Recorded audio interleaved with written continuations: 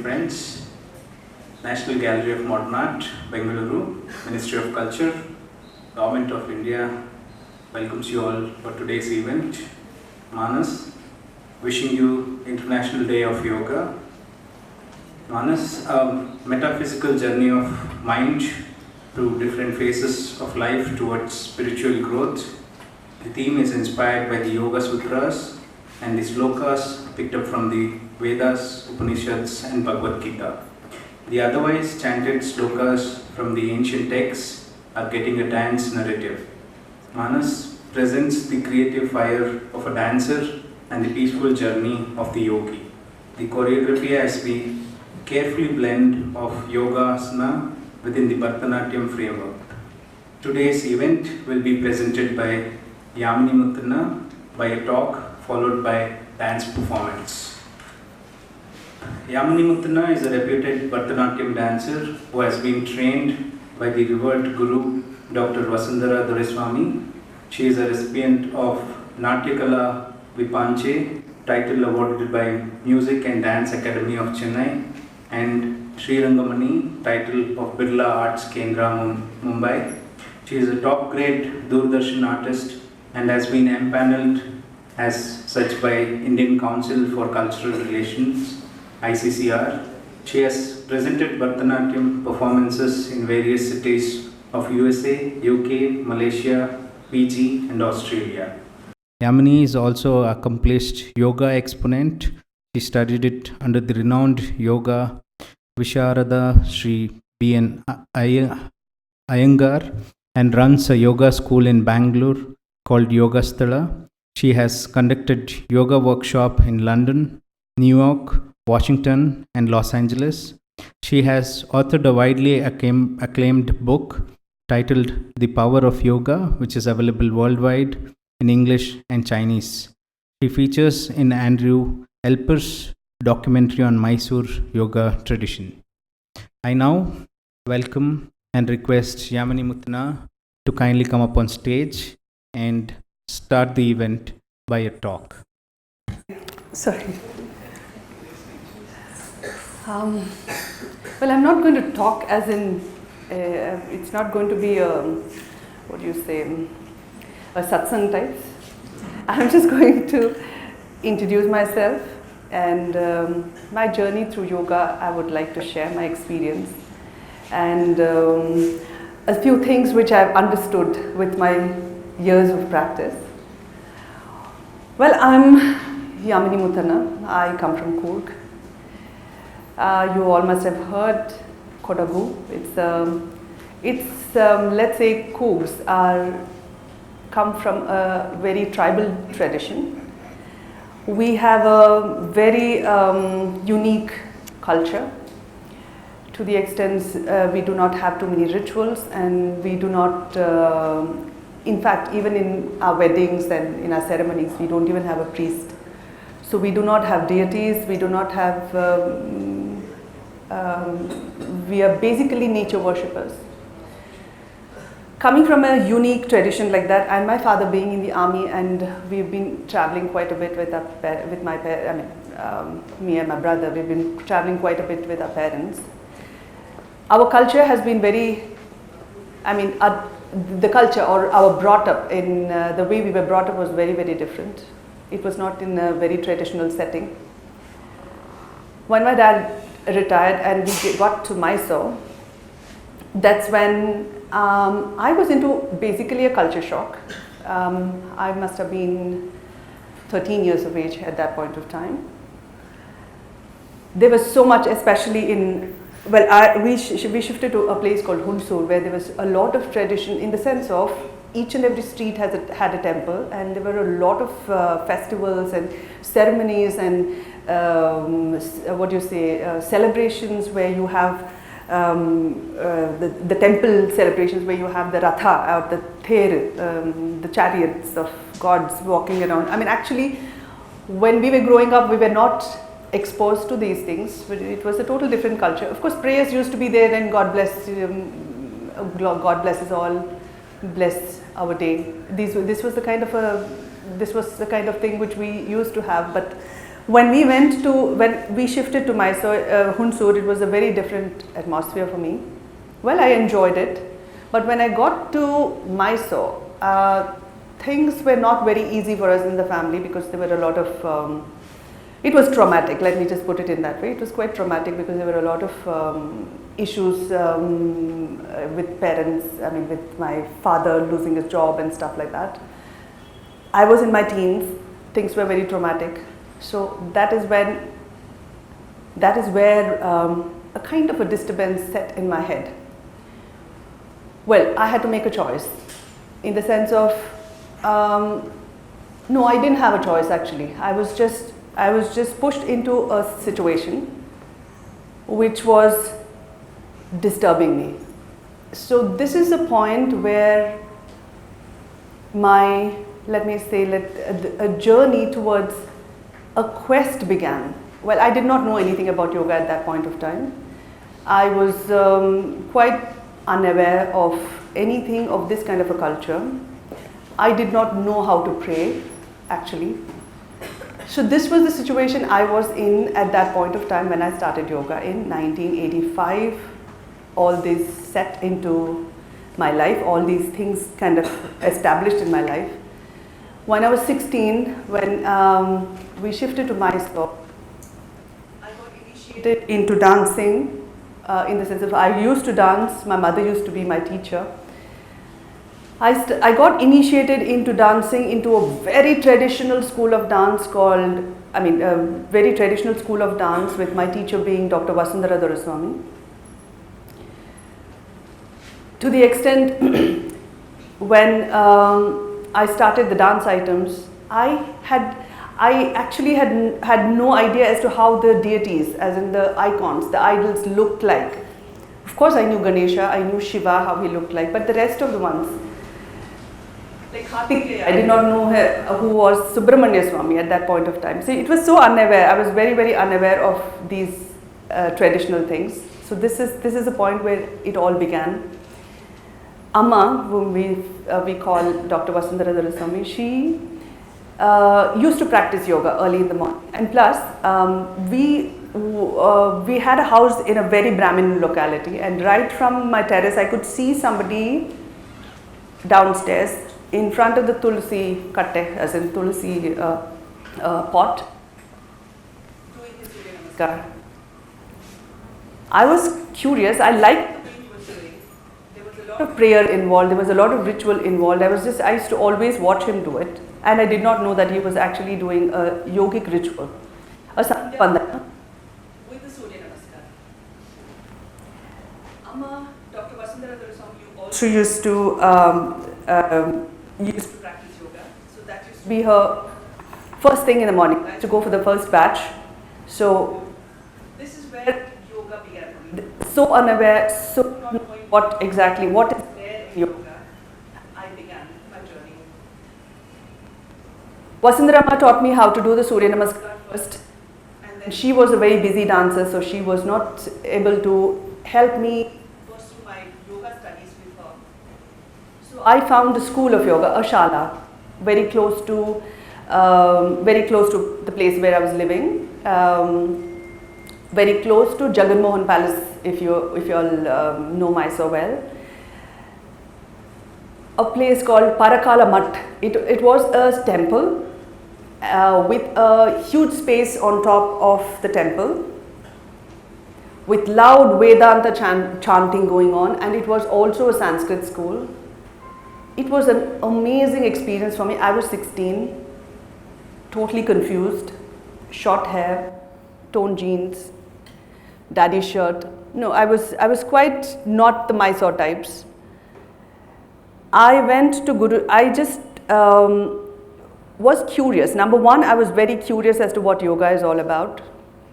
So I just took a decision one day to go and talk to Guruji to see what exactly this yoga practice is all about. And in Mysore, growing up in Mysore, I used to see a lot of people, a lot of foreigners who are coming to Mysore to learn the art of yoga. That made me even more curious as to people from all over the world coming to learn the art of yoga, and so very dedicated. You can see them practicing everywhere. You can see them practicing on the hills.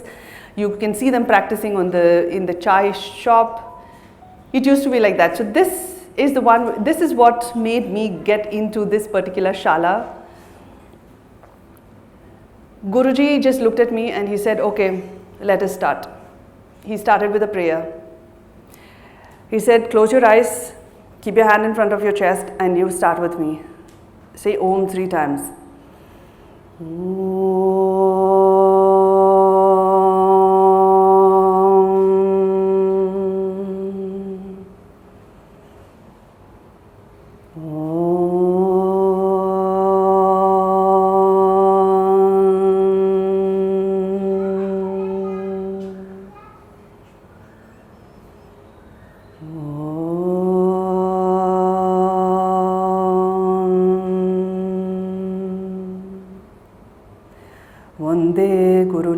चरणारविंदे संदर्शिते स्व आत्मसुखावबोधे निश्रेयसे जांगलिकायमान संसारहालाहलमोहशान्त्यै आबाहु पुरुषाकारं शङ्खचक्रस्य धारिणं सहस्रशिरसंश्वेतं प्रणमामि पताञ्जलिं श्रीगुरुभ्यो नमः परमऋषिभ्यो नमः मातृपितृभ्यो नमः.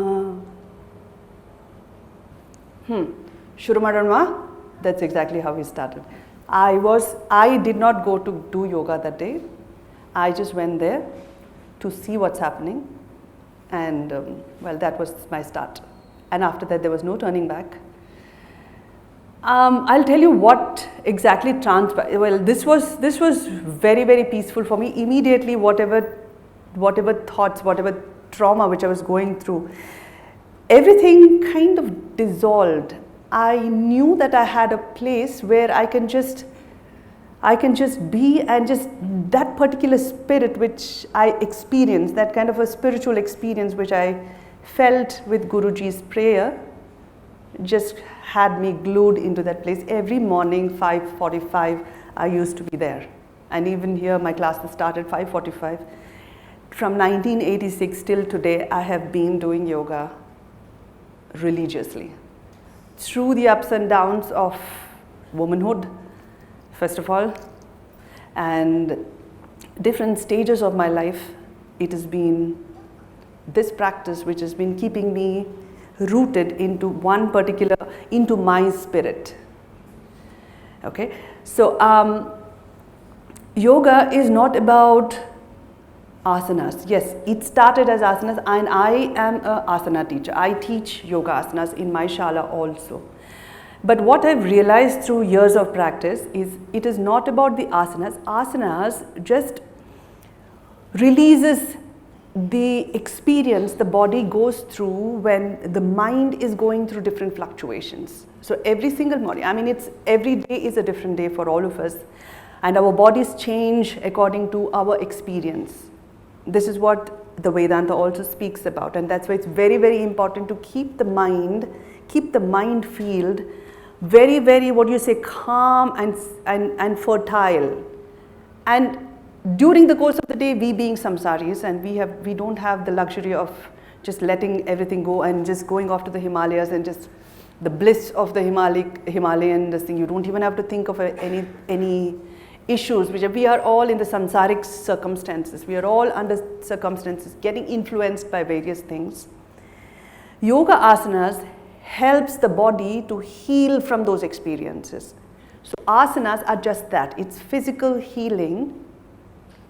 Physical healing, when the physic kind of starts feeling good, there is a ripple in the mind field which kind of helps you heal the mind also. The thought patterns kind of shift when you do the yoga asanas. So that's basically what asanas are all about. And it is very, very important for us to do that, because that shift kind of helps you step ahead into another level of your spiritual existence.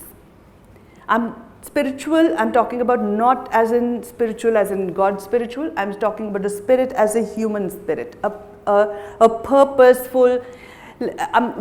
I must tell you this, Guruji used to keep telling us that all of us are born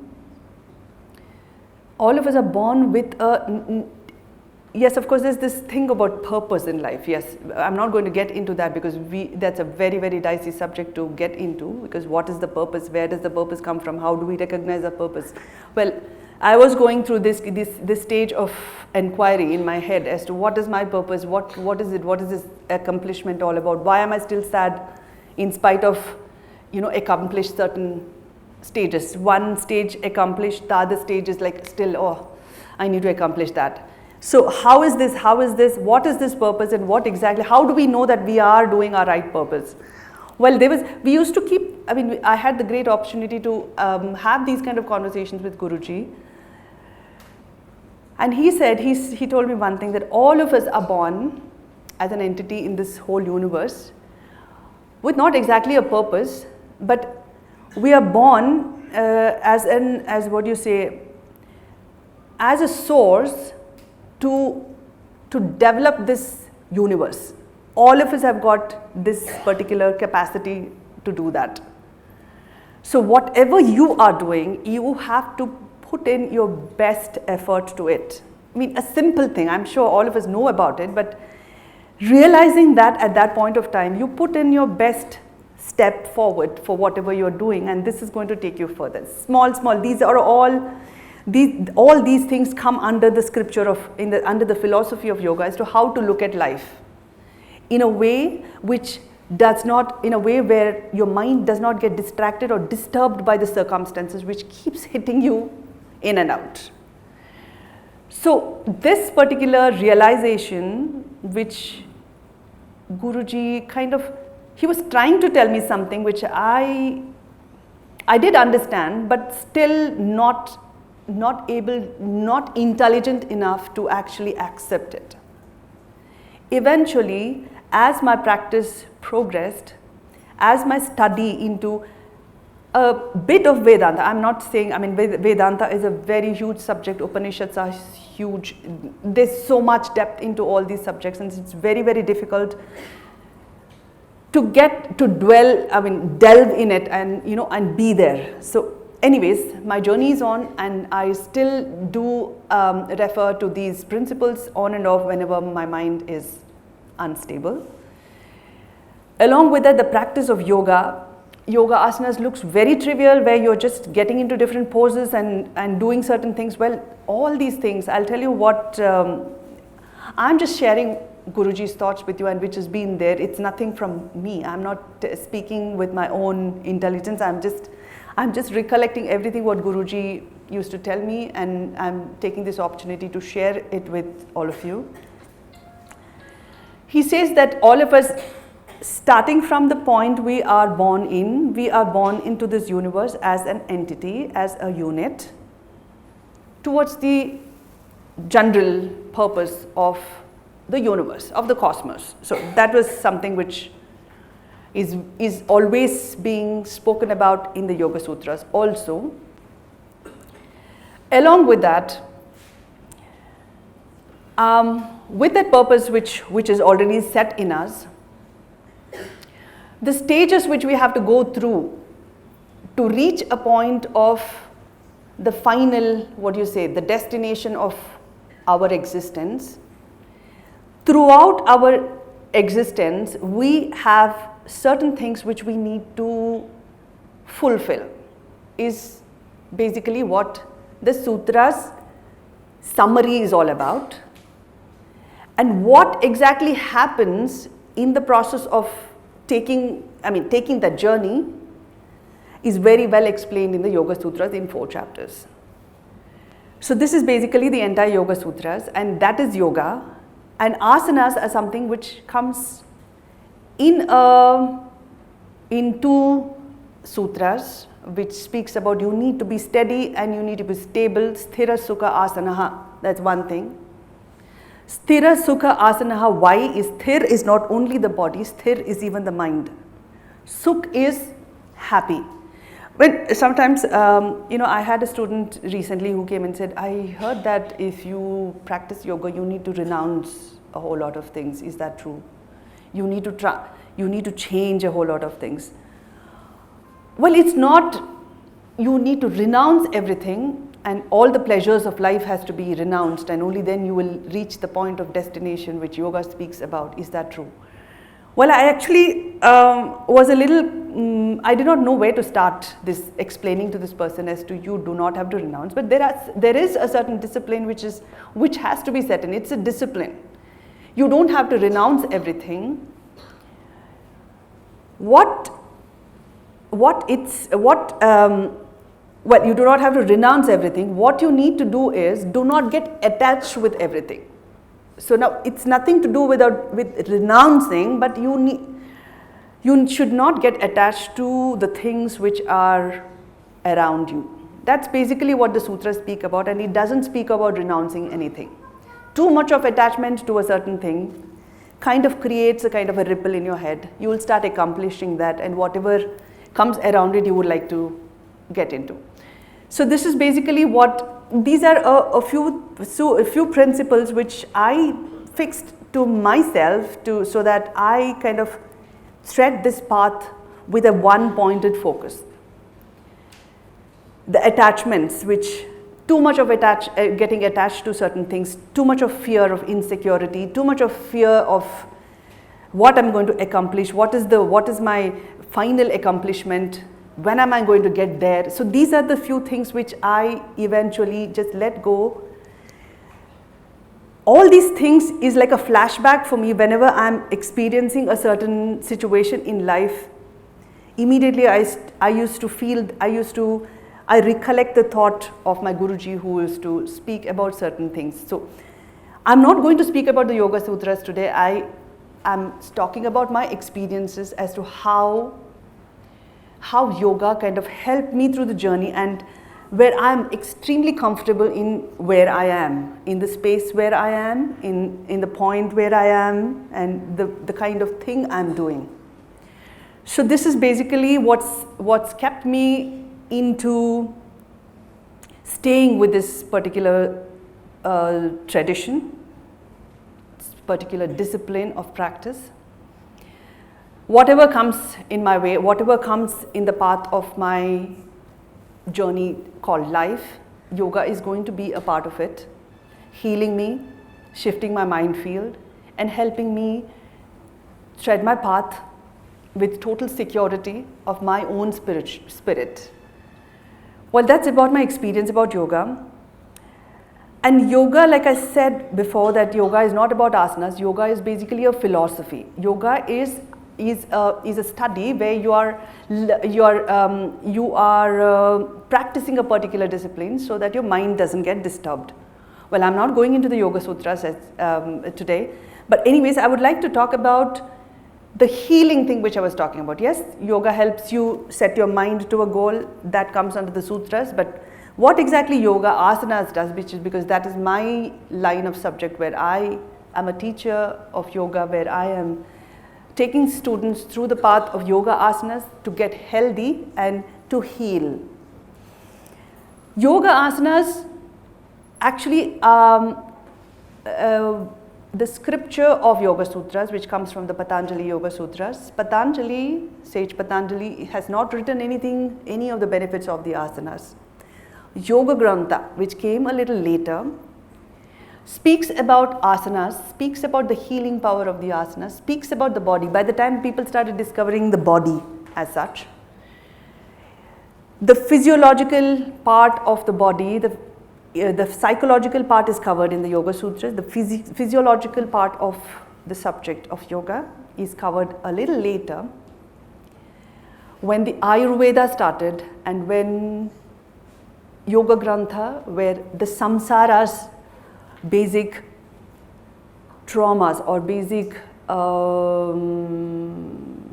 afflictions started affecting the body. When the intelligence started developing, people started getting aware of the body, Ayurveda started coming into picture.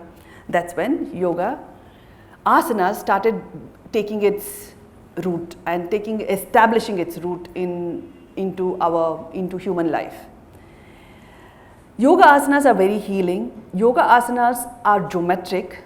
We create patterns with the body which kind of sources the energy. I mean, you must have heard this quite a bit. I mean, Sadhguru keeps talking about sourcing energy from the cosmos, which is very true. Obviously, I shouldn't be saying that, and he would be speaking the truth for sure. But this is something which has to be understood. So asanas cannot be done any way or anyhow you want to. So many people, I mean, there are various kind of developments which has happened in the field of asanas, in the sense of power yoga has happened, and there are a lot of different kinds of yoga which has come up now, heat yoga, hot yoga, and there's so many things which has come up. But according to the traditional rule from the Yoga Grantha, yoga asanas are a set of geometric patterns created by the body to source energy from the universe, from the cosmos, from energy around us.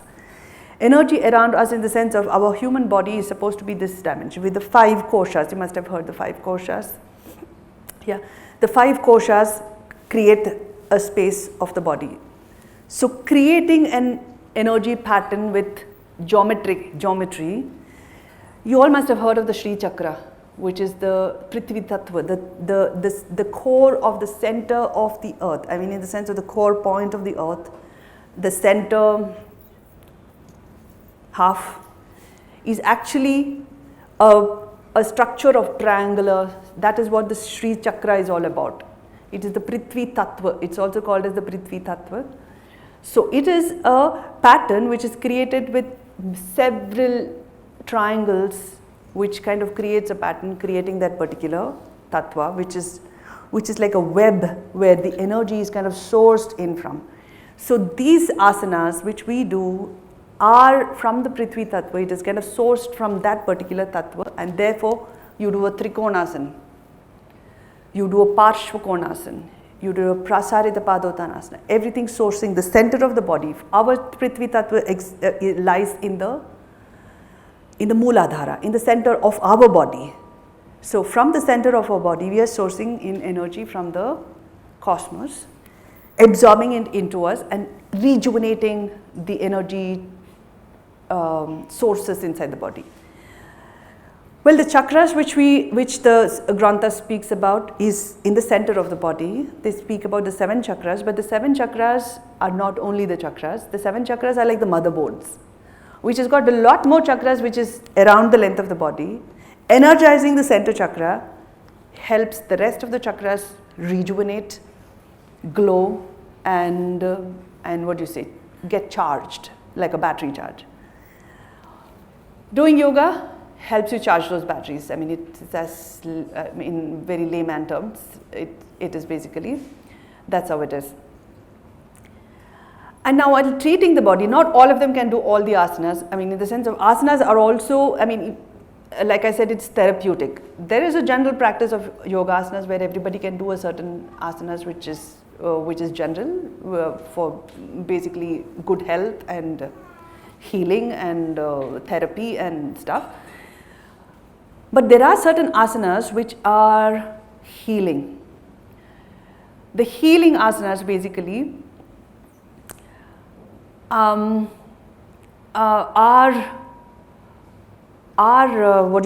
generated. The healing asanas are kind of structured around the glands of the body. The glands of the body is basically are the ones which kind of keeps the health and a personality of a person going. Okay, so there are a basic asanas, or basic in the sense of there are very important specific asanas which kind of goes into these glands of the body, which creates that therapy inside in us. I mean, creates the therapy in us, creates that chemical of therapy in us. Guruji used to say that yoga practitioners are not supposed to take any of the medicines. I mean, you don't need medication at all. You can produce your medicine within your own body. And he used to, for example, the insulin can be produced on our own. You doing asanas like the Marichasana series, doing the Bharadwajasana series, right? So, and the thymus gland, you can produce the chemical cetirizine through the thymus gland, where there are certain asanas like Ushtrasanas, the Chakrasanas, everything which is healing your cold. So like that, there are a lot of asanas which helps you which helps you strengthen your digestive organs. So like that, there are many asanas like that which kind of came into picture while the Ayurvedic practices started flourishing. Well, I'm talking again, still talking about 3,000 years back. Yogasutras happened 5,000 years back. Yoga Grantha is even more modern. Sorry, it's around 900 and odd years back. So it all started happening when diseases in the body started becoming more because of the intelligence, because of development of civilization. Because of civilization, there was a lot of, obviously civilization is about intelligence, of course. So as the civilization started flourishing, more afflictions in the mind started developing, and I guess that's, I'm just thinking aloud, I guess that's how the practice of yoga started becoming, practice of yoga asanas also took a therapeutic turn. Now it's very nice, I'm just after these two things which I had wanted to share with you all, now I'm getting to the end of what I want to talk to you about, is modern yoga, which is now taken, great thinkers, world leaders, professionals, all of them have started understanding the power yoga brings, and it is kind of being developed further. It's today's World Yoga Day. I will take this opportunity to wish all of you a very healthy and a peaceful journey of life. Today, if you have deprioritized yoga, today is the day to prioritize it. So this, I guess your World Yoga Day denotes, is basically helps you kind of charge your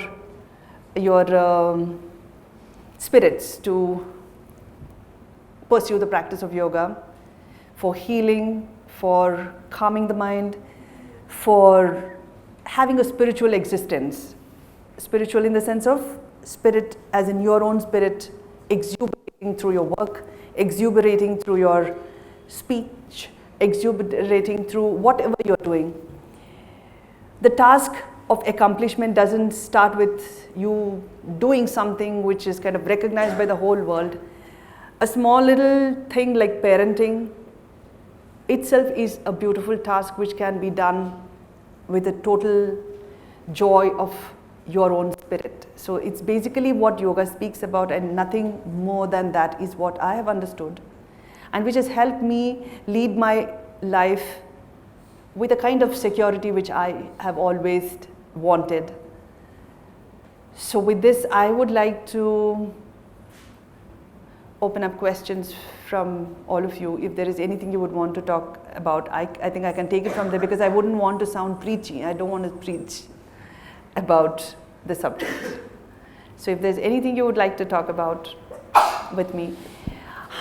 Well, this is my dance costume. Like I said, I started my journey to that joy of experiencing the spiritual bliss started with dancing.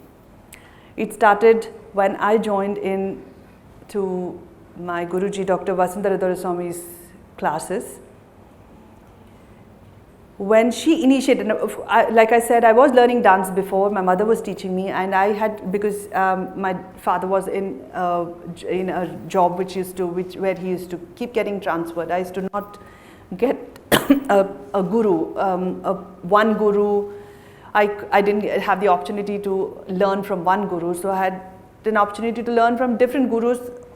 I have also learned Kathakali. I've learned Yakshagana in the name of Bharatnatyam. So it's been that was my journey. But when I got into a proper school of dancing with Dr. Vasundhara, that's when I felt that I found my prayer, in the sense of, like I said, that I did not know how to pray. We did not have those rituals where we sit down and God give me some, give me the calm me or make me feel comfortable. I guess that's what prayers are all about. I'm just speaking in a very, very Kodava term. Yeah, so it's just, Bharatnatyam is where I found my prayer. And as the journey of Bharatnatyam progressed, as my journey of yoga also progressed along with it, there was somewhere in between, both of them were looking at each other and saying, let's get together. You know, my creative fire inside me was for dancing, of course, rigorous practice. I mean, there are a lot of dancers over here, I'm sure, who knows what goes into a dance practice, what goes into a performance. It's rigorous, it's disciplined, it's a journey where you are using your own spirit to combine the spirit of the rest of your audience, and it's a great responsibility for us as dancers, because once we are on stage, we are responsible with this many eyes here to take them out of their troubled days or out of their existing circumstances and take them to a place which is completely beyond a total bliss. I mean, that's a responsibility, and you come here to actually experience that bliss. So when that is how it is, and we do rigorous practice, we do go through training to accomplish that. Well, that was happening this side, and there was here Guruji giving me complete permission to rest. Two things happening. This is also taking me through a spiritual journey, and this is also taking me through a spiritual journey, which was beautiful. So I just thought, like, okay, and each time there are a lot of slokas in my course of learning dance, in my course of going into different satsangs in the shala. I learned a lot of shlokas, I understood the meaning of the shlokas. There were a lot of things which was happening, and every time I listened to a shloka, my abhinaya used to start from inside. My body used to dance. Like Shuklam, Bharadaram, Vishnum, Shashivarnam, Chaturbhujam. If somebody is chanting that, and I am listening to it, and I Shuklam, Bharadaram, Vishnum, Shashivarnam, Chaturbhujam, Prasanna Vadanam, Dhyaye Sarva Vignopashante. It used to happen inside me. So I said, well, let me just give it life. So that's how my journey to combine these two started. Well, it's not being accepted by the dance world completely, but that doesn't matter. It's totally a choice. It's my choice, and I don't think everybody should accept it. If they have any issues with it, it's fine to have those issues. But my journey, my creative journey with dance and yoga being combined is blissful for me. And you will be seeing it now, and let's see how you would experience my journey. Let's go together with that. But before that, I would love to talk to you all. If there's anything you would want to ask me, it will be a pleasure for me to address that. Anything? Yes, please, thank you. I've also been practicing yoga for more than 20 years. So my question is not so much for me as to how to inspire the coming generations. So I'm a mother, I used to teach, so somehow, like you said, you didn't want to preach. I've also found the same problem, that if I speak about it, I get too passionate. So what would you suggest, because this, like you said, is such a beautiful culture, tradition, discipline. I love that word you use, discipline. Yeah. And somehow, how do we just inspire, because I find people with so many problems. And if I say, just try yoga, they're like, yeah, you can do all that, we can't. You know where I'm getting. So you're so inspiring when I listen to you, but somehow I feel like we also have to take this further to the next generation or to people who really need it, but they don't seem to get it. Correct. Very true. I mean, I have recently started a group of children's yoga classes, and I'll tell you my experience about that. That reminds me of a quote which I just read recently, that it's better. Who's it? I'm not very sure who's written the quote. Who says that let's build up strong children rather than mend grown-up people. You know that strong children, yes, once upon a time, yes, it was. I mean, when we were growing up, we did not feel the need for yoga because we used to expel that energy which we had in us through sports or jumping trees, climbing, shouting, screaming, all that. But nowadays, in generation, I remember Guruji also saying children needn't have to do yoga because they're already spiritually high. So you don't have to do yoga. But nowadays, as we are growing in our civilization, as things are getting more and more intense, there is a requirement for the children to start yoga. I have started, my next book on yoga is going to be for the children as to how to inspire them to get into yoga. So it's lovely that you asked that question. I'm promoting my book now. Okay, so the book, what I'm talking in that book is in the sense of, or rather with my group of new group of students also who are children basically. When I start the class, the day I started the class with all of them, extremely distracted lot of 20 students, I had to tell them this,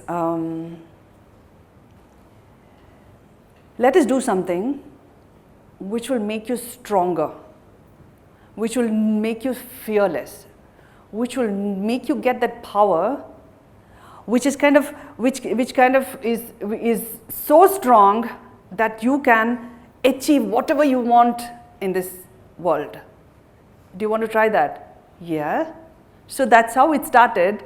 But I guess you need a parent telling the student, telling your child, doesn't work as much as somebody else telling the child, I guess. I don't know if I'm addressing this proper, but it is very difficult to address the children saying that yoga is therapeutic. They will not understand. They will not understand. It'll strengthen your spirit. Like I was just talking about the power which they would get with the practice of yoga. There is a power which they can source from inside by doing these asanas. And then I did a little show off asanas like, can you do this? Like a Hanuman asana, a split. See how I am using my body to do certain things. Would you like to do this? So inspiring them, this group of students which I'm talking about is from 7 years to 13 years of age. So a little show off on the asanas. Asanas are the best things. You start from the asanas and slowly get them into a discipline. So now eventually what I'll tell you, as they started the yoga practice, it started with asanas and slowly I started giving them certain rules. Like eat on time, so don't eat too much food at this. If you have to eat something, you have to eat 4:30 you will have to eat. By 5:30, 6 o'clock, we are going to start yoga. So now slowly they're setting up that discipline of eating. So yoga asanas, it's very, very easy to understand the philosophy of yoga when you divide it into that Ashtanga principles. Yama, Niyama, Asana, Pranayama, Pratyahara, Dharana, Dhyana, Samadhi. So there are different stages, and if a child has to be initiated into practice, we'll have to talk only about the Yama, Niyama, Asana and Pranayama. Pranayama also not much because they are already, nowadays there are a lot of kids who are coming with breathing problems also. Well, I wouldn't say that pranayama is not required for the kids. But pranayama is basically to create a energy zone in the nadis. Let me not get into that again. Let me stick to the children's yoga only. So it's basically you have to speak about these things, how this will help them experience a kind of a freedom from too many distractions. If the mind is getting distracted, and they would, especially maybe on their study table, if the mind is getting distracted, certain asanas which will help them steady the mind. How does that happen? Build up a kind of a curiosity. Just do it. I can't explain this to you because this is something which cannot be explained. This is something which can be experienced. Maybe take them to a journey of explaining like that and get them totally curious about what exactly this is. Well, these 20 students are certainly curious at this point of time. My kids used to do yoga at one point of time. But that was a discipline. That was a ritual. They had to get up in the morning, spread their mat, and they had to do yoga. So they used to finish their entire practice from the starting. The practice which we do it for around 1.5 hours. They used to finish in 5 minutes with the shavasana. Well, something at least, something at least was happening. In 5 minutes, everything is done. Trikon, Pashukon did. Mama, finished. Well, it was that, but anyways, I think it has helped. This is my daughter here. It has helped. So this used to be their practice. Well, I don't know, I hope I've answered you. Yama, Niyama, Asana, Pranayama. You may have to just take those principles and try to explain to them. That's your daughter. So my question is, Bharatnatyam basically, is injurious in some ways when we do it forcefully. So as a person who practices both, have you experienced this in yourself or in people you have dealt with, and how has yoga specifically helped this cause? Because, there is a lot of injury that happens if you actually, do it Correct. properly. So in your experience, would you please highlight? Well, I have not faced a kind of a injury from Bharatnatyam because of my practice of yoga, I think, because I do a lot of asanas which is very, very beneficial for yoga, for dance practitioners. So I have, I've not experienced any such kind of issues through my journey of dance because of yoga. Certain asanas like Baddha Konasana, Utkatasana, Chakrasana, practicing all those ones, Upavishta Konasana, there are certain specific asanas through my experience are very, very helpful for dancers. Well, practicing that would help, and also, when dancers start getting injured, when there is slight increase in weight. When the weight of the body increases a little bit, it gets too much onto the knees. The main injuries which the dancers face is the knee and the lower back. So that, and another thing is, as yoga asana practices progress, there are bandhas which we get into, holds in the body. Like the Mula Bandha, the Udhyana Bandha, the Jalandhara Bandhas. The bandhas are extremely powerful. It's like, in modern terms, they talk about the core, initiating the core part, the center of the body, like I was telling you, the Muladhara. If the Muladhara is strong, you will not get to a problem of anything below the body. So Bharatnatyam dancers are usually getting injured because of a posture, right? So that will not happen if your Mula Bandha is. She's a student of mine who is also a dancer, Anjana. So she keeps talking about how do you create that Mula Bandha, where exactly do you have to hold it. That's something which happens through body awareness eventually. So through practice, that Bandha will be recognized. You will kind of start understanding where exactly that hold is. So it is not a pelvic muscle hold. It is not a pinch of the lower back. It is not pulling your abdominal length in, but there is a point at that space is the pranic space.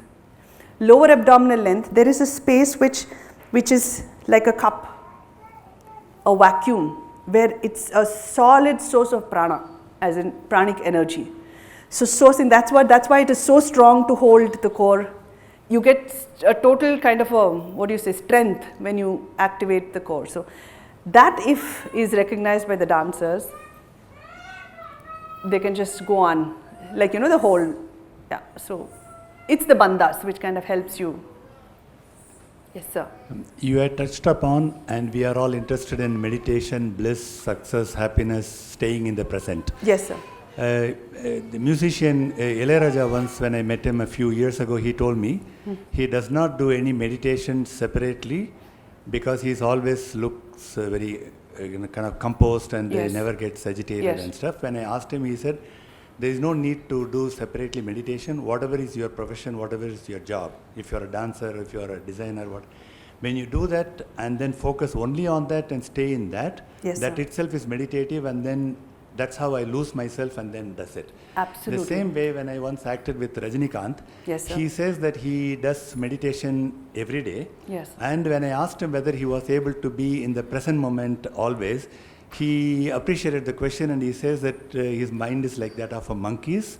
And he says that up to about 80% of the time he's in the present, but he's still working hard towards reaching 100%. Yes, so sir. my question to you is that you are practicing yoga and an artist, dancer. Are you able to reach a point, if not all the time, but most of the time, because when you are totally involved and committed to yoga and dancing, lose time and space and then stay in the present and enjoy the bliss, Yes. which we get to experience to microseconds at the end of the yoga class. But please clarify that of what Ilayaraja has had to say and Rajinikanth has had to say. Yes, sir. So meditation. Meditation is basically a state of mind. You get into a state of mind, like Ilayaraja sir said, that your profession, having one pointed focus on particular, you are in a state of meditation. A scientist is in a state of meditation when he's discovering something. A musician, when he's in his one pointed mind of producing that beautiful music where his whole senses is kind of sourcing music from, again, it doesn't happen just like that. It is his power to source music from the beauty of the Satyam Shivam Sundaram aspect of Shrishti Sthiti Laya aspect of the universe. He's sourcing that energy, and not all of us will have that power to do that. Some of them are blessed with that power, some of them work hard to get that power. So each of them are yogis in their own path of trying to get that one pointed focus in their head. So meditation is basically that one pointed focus where nothing else matters. It's just one thing which is there. Now, as you start accomplishing that particular point of one pointed focus, later on that one pointed focus also disappears. Then you start existing within the power which your discipline or your art generates. Art becomes meditation. It's not you anymore. It becomes, that's how they appeal to people so much. Okay, so that's a different state of mind. All of us dancers do have experienced that state because of, like I said, hardcore discipline, hardcore practice, and so much of use of body and so much use generating energy from the body. We do reach that point of, especially, see, I'll tell you what, sir, when we are dancing, we are generally dancing on compositions which is composed by some very, very, what do you say, bhakti yogi composers like Sri Tyagaraja or Sri Purandaradasa, Sri Kanakadasa. We dance on them, Vagyaraja, we dance on. So those beautiful compositions which we dance on, which will take us into a journey of that meditative state where say you do Krishna ni begane baro, it's the visualization of Sri Purandaradasa where he's actually seeing Yashoda looking at the child and playing with her, and he's just watching her with his divya drishti, with his meditative powers. So when we are dancing that particular composition, we get into the root of that particular composer and we start establishing that particular scene around. So it is absolutely meditative, even when a singer is singing, because both dance and anything which has got one pointed focus, there is a kind of devotion and there's a kind of a passion which kind of flows from the body, which takes you to a meditative state. That is true for anybody. I mean, we can talk about architects, we can talk about scientists, we can talk about artists, dancers, anybody. So the state of meditation, yes, I can very confidently say with conviction that, well, we do reach a point of meditation through our dance and through our art. Mind is one focus, is one pointed, and we have no distractions. The monkey in the mind is disappeared. Well, if you want to sit down and do, like Rajni sir, if he is sitting down to do certain meditation. According to my Guruji's explanation about what dhyana is all about, you need to completely detach from all the circumstances in your life. Everything, whatever you see with your eyes, everything you need to detach without even, okay, so that is light and that is bright. You should not kind of give another thought. If it is a light, it is just a light. No other attachments attached to it. So you cannot be attached to anything which the drishti can see. That's when you can get into a state of meditation. Well, I totally agree with him, and I'm sure people have different explanation, but this was the simplest explanation which Guruji gave, which is kind of stuck to me. It's true, and you need to let go everything if you have to get into that state of meditation, is what I thought. Yes, Darshan. I would like to ask the last question to you before you start the performance. Yes. I'm just curious to know, how do you absorb or visualize the contemporary art forms or the gestures? Because I understand you do Bharatnatyam and also practice yoga. Yes. And for me, when I look at the contemporary dance forms, it's most and more of gestures and poses. Mm-hmm. And I could grab some of them. That's all, if I know the context. Otherwise, for you being practicing yoga, I think, how do you look at the contemporary art forms? Because yes. Again, yeah. Oh yeah. So Darshan, the thing is, being in these two art forms which are very traditional and which has got stages of practice. It's like the body is always a work in progress, and we have a scripture. It's classical. Like, we source our knowledge from the texts. So we don't go beyond the text. We just stick to it, and it's something which and these particular texts kind of grow into us. When you look at the contemporary dancers, they are kind of produced, they do not have a reference like that. They are doing what the body is making them do. Like, they're just freeing their body and trying to do all kind of movements which the body is kind of making, with the music it's happening. So I am also not a great, I do not follow the process which a contemporary dancer goes through, because I have not experienced it myself. But I am like you, I am also very confused watching a contemporary dance performance, and I have also tried asking a few contemporary dancers as to saying, what exactly were you trying to express in it? I was trying to express my mind.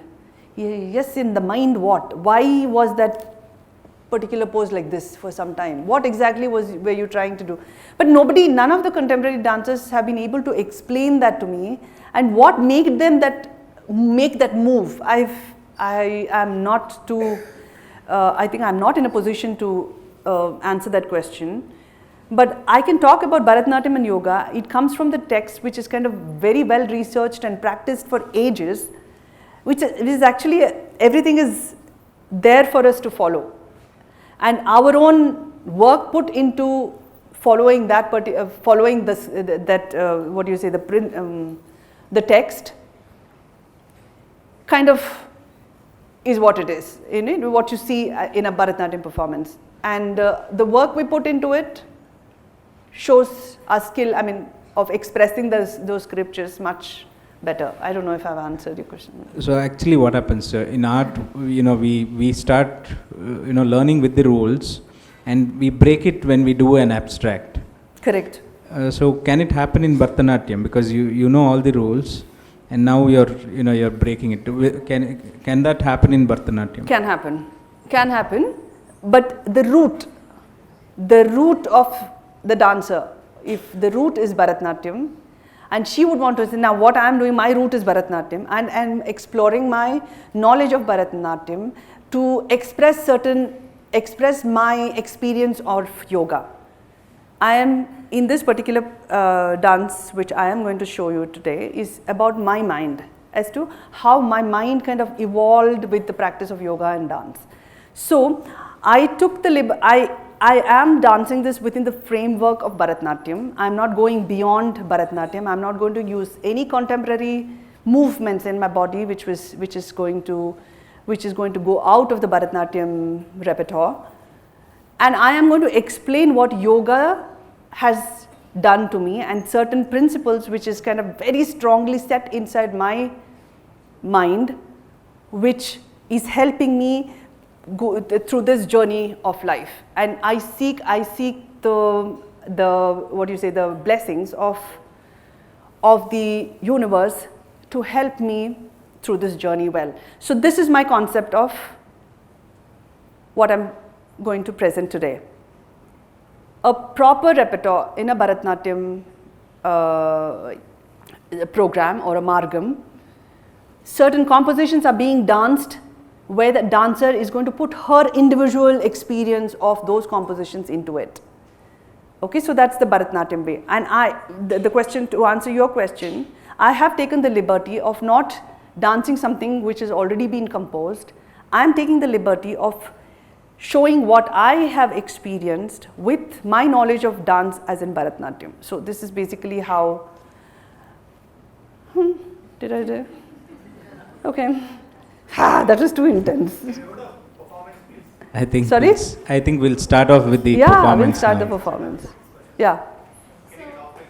Yeah, we can talk later. So when you are doing yoga, like you understand how you connect the breath and things like that, it takes you much deeper and it gives you a different spiritual experience. Correct. altogether. Correct. And then you also are a performer. Yes. You are a Bharatnatyam. And wherever there is an art form, you have an audience and you require that appreciation and all these things. Correct. Yes. So how do you blend that? Because at some point you always feel like it's only for myself, Mm-hmm. and like how do you connect that completely? No, a performing art, even in the Natya Shastra, it is written for the eyes of the audience. Actually, it's eyes of the audience, and when the eyes of the audience are connected to us, and we are connected to it, and that's the scope of a dancer. If the audience are not connected to the dancers, she's still got a lot of work to do. So there's a surrender to the audience? Absolutely, surrender to the spirit of the audience, and taking all of us are together when a performance is happening. Yeah. Thank you so much. I always have that. Yes. So it's the same. You highly recommend every performer to do yoga? Yes, I do. I'm going to start now. Manas. Okay, before that I would like to explain what this is all about. I am starting with paying my respects to my guru, all the gurus, and then after paying respects with the Srishti Sthiti Laya aspect of the guru, I'm going to take it to the next stage where a guru who exists within us, basically without a form, but there is a guide in our head which takes us through. So that's my first one. The second one, I'm going to connect to the nature with the Panchabhutas. The third one, I'm going to connect to the light of knowledge within us. I'm going to connect to the spirit of the birth of a being and the role of a mother to bring that being into existence. Then I'm going to get into the next aspect of it, which is when your intelligence start developing, it's very, very important to recognize the Maya aspect of it, which comes from the Bhagavad Gita. So all these slokas are picked up from Vedas, Upanishads, and the Bhagavad Gita. There are notes and there are compare points in between. It's kind of self-explanatory. We can talk about it after the performance if you would want to. Thank you.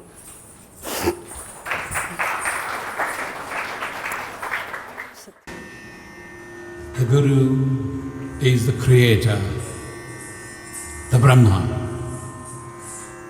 He is the preserver, Vishnu. He is the destroyer, Maheshwari. I bow unto you, O Divine Guru. Thou art pure and formless, untainted, and forever awake in our intelligence, the MANAS.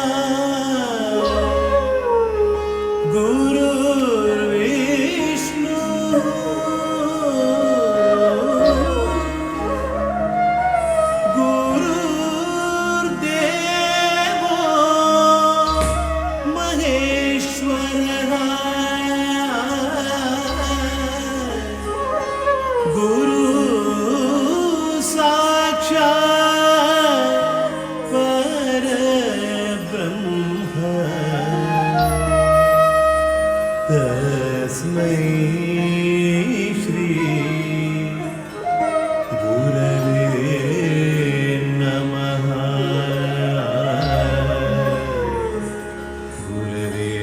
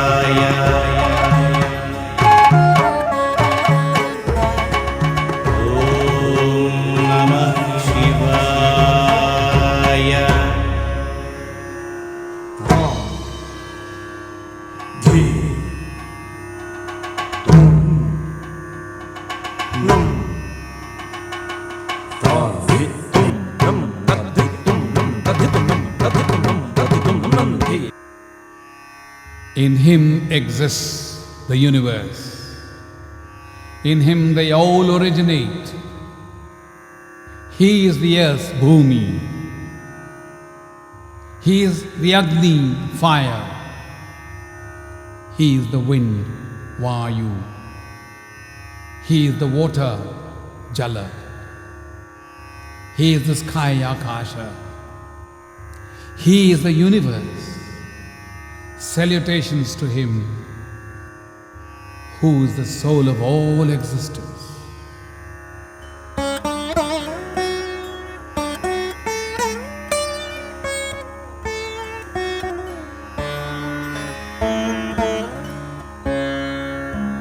यस्मिन् सर्वे यतः सर्वे यग सर्वे सर्वतक्षयः यक्ष सर्वमयो देवस्तमै सर्वात्मने नमः सर्वात्मने नमः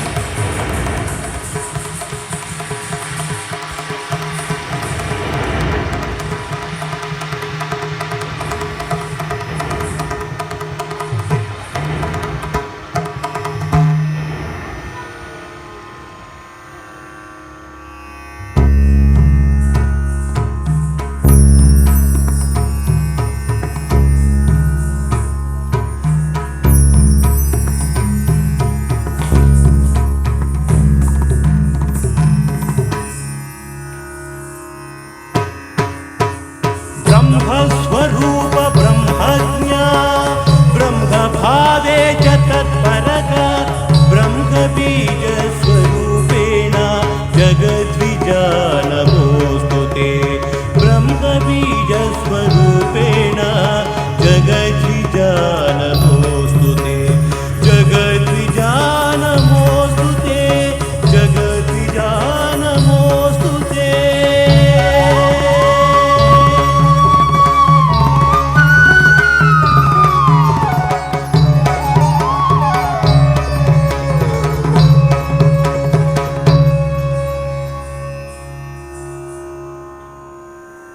If the dazzling effulgence of 1,000 suns were to blaze out, instantaneously in the sky, that would be the splendor of that mighty being, by whose brilliant light the whole universe is illuminated. May this brightness enlighten the self.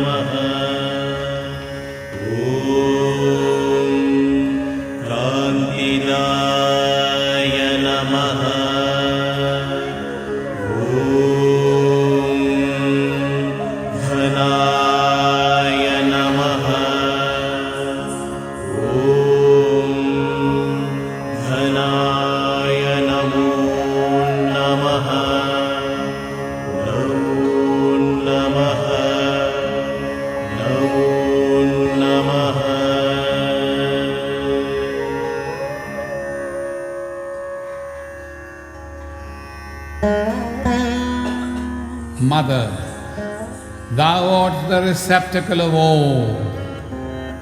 Thou the bearer of the burden of life. You are the greatest teacher. Thou dost control all. Thou art the embodiment of all power. Do thou protect us from all fear. O thou, my Saviour from all ills. Salutations and prostrations unto thee.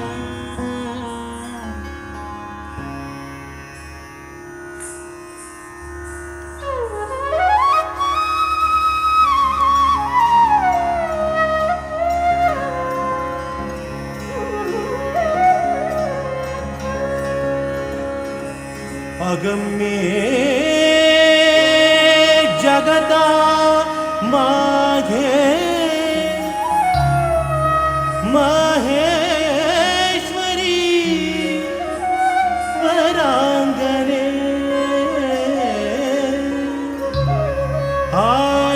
आशेष रूपे रूपस्ते जगदात्री नमोस्तुते जगधात्री नमोस्तुते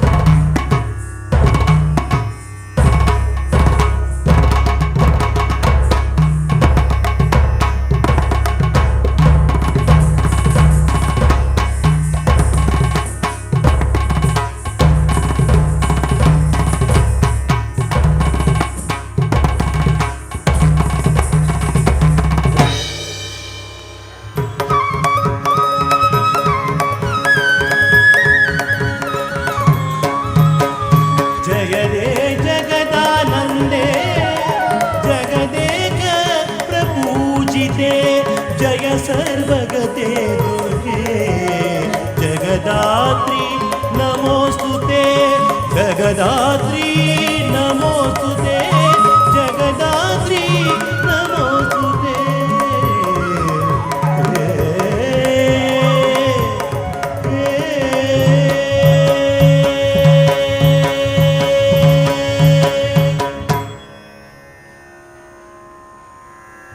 They The wise people speak of the indestructible Ashwatha tree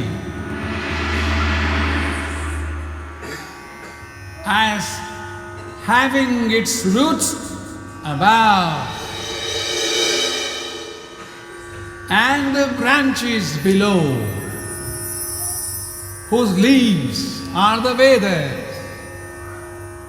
He who knows it, he alone is the knower of the Vedas and the enlightened one. O Guru, you are Maya, astounding all the secrets of your miracles. Your true form is not here perceived as such, neither its end nor its origin. May the magnificent self, the one which within a split of a second, like a spider, spontaneously camouflages himself with the threads generated out of his own inherent power, grant us union with the threads of knowledge.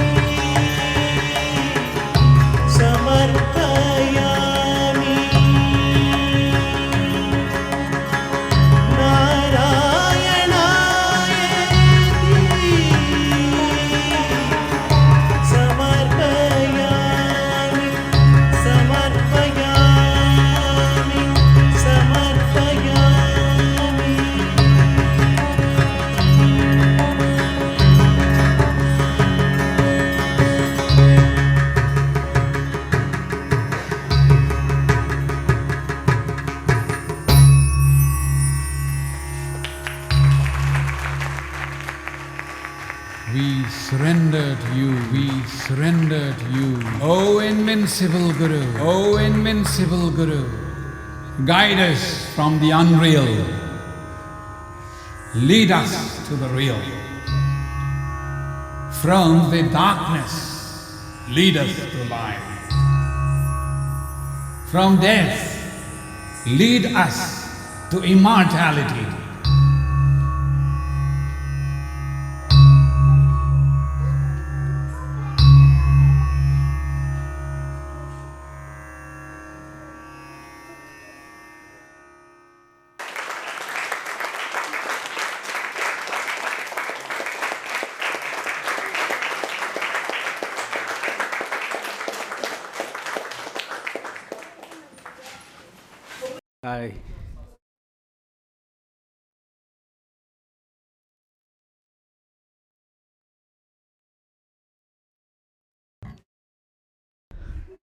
I now request the director, Nazneen Banu, to kindly come up on stage and thank Yamini Muthanna for this spellbounding performance and a rare opportunity to look at Bharatnatyam and yoga together.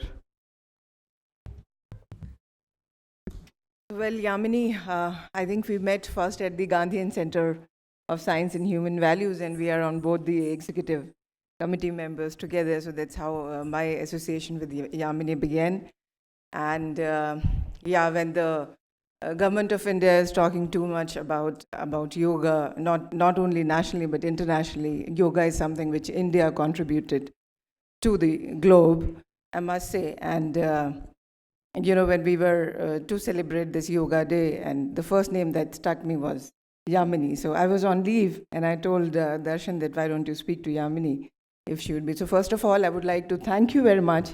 And I know you are a very busy person, and despite your busy schedule, you accepted our request, and you gave us a beautiful, beautiful performance today. As somebody said, it was indeed very meditative.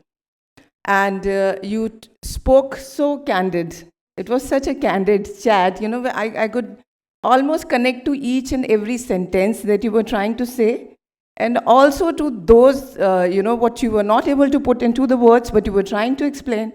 I could, connect to almost everything what you said. And then how you explained your journey, your encounter with yoga, and what you gained from yoga, and what you were trying to tell us, as you have to experience it.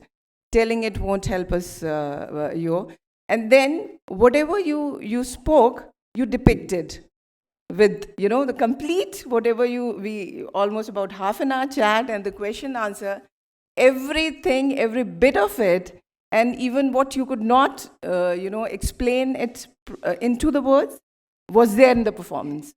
So it was an overall, complete performance in itself. And that's how, all of us, we stood up and we gave a standing ovation to you. You truly, truly deserve that. And thank you very much. A big round of applause for Yamini. And I must apprise the audience that Yamini would be with us shortly this next week as well. On 28th, we are having a talk on the spiritual heritage of India by the retired ambassador Ellen Nazareth. And Yamini has, again accepted our request to be there and give a... Yeah. So, and one thing which I really like, and which I'll be carrying, which is my takeaway from this, is the purity of the art form, the purity of the thought process, and that all the solution lies within us. You don't have to look out, you have to look in. To look in for all anything and everything, whether it is physical, whether it is mental, it is psychological. So you have to look within for all the solutions. So thank you, Yamini, and we would like to present a small memento from NGMA to you for this beautiful.